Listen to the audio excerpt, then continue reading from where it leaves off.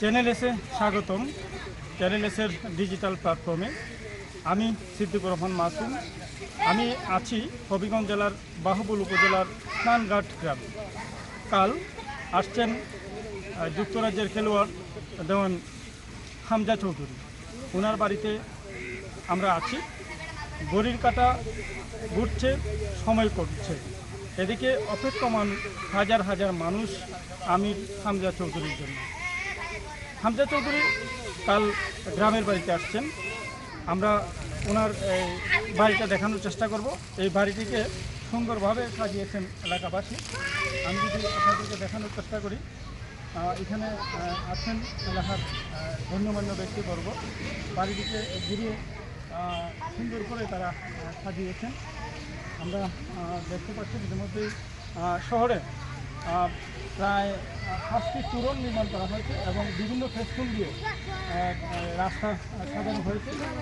এটি হচ্ছে হামজা চৌধুরীর বাড়ি। এই প্রত্যেক বাড়িতে প্রায় 11 বছর আগে তিনি এখানে এসেছিলেন। আমরা সোজা চলে যাচ্ছি তার বাবা চৌধুরীর কাছে। উনি ওনার বক্তব্য আমরা শুনবো, ওনার অবস্থান সম্পর্কে আমরা জানতে চাইব। হামজা চৌধুরী এখন কালকে আসছেন। এ নিয়ে গ্রামে প্রায় বহু মানুষ এখানে এসছেন দেখতে। রাস্তাঘাট আইন শৃঙ্খলা বাহিনী সহ বিভিন্ন লোকজন এসছে। আমরা আসলে সরাসরি করে যাচ্ছি ওনার কাছে। আমি যদি বলে রাখি, প্রায় 11 বছর আগে তিনি এই বাড়িতে এসেছিলেন। এই বাড়িতে 11 বছর পরেও তিনি আবার আসছেন। ভারতের একটি দলের সাথে তিনি খেলবেন।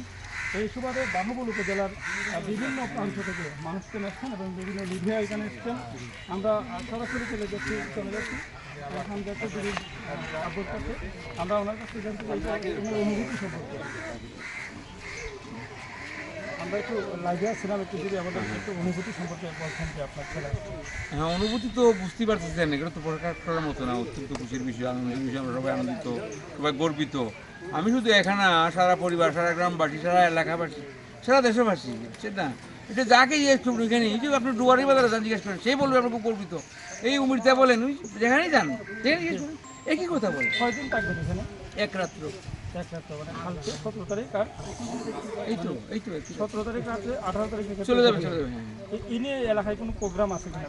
এলাকায় যারা প্রোগ্রাম করতে চাইছিল তারা ছিল সম্বোধনা দিতে, আমি ক্যান্সেল করছি, তার সময় নাই। তারা খুব চেষ্টা করছিল। কত বছর পরে তিনি আবার দেশে আসছেন? 11 বছর। প্রায় 11 বছর।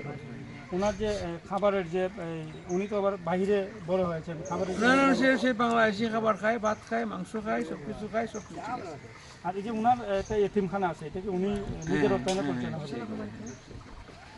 দর্শক, আমরা শুনছিলাম হামজা চৌধুরীর বাবার কাছ থেকে। আমরা আছি হবিগঞ্জের বাহুবল উপজেলার স্নানঘাট গ্রামে। এই বাড়িতেই প্রত্যেক নিবাসী কাল 17 মার্চ সোমবার আসছেন হামজা চৌধুরী। পরবর্তী আপডেটের জন্য দেখার জন্য অপেক্ষা থাকবেন। আমি সিদ্দিকুর রহমান মাসুম, চ্যানেল এস বাহুবল থেকে।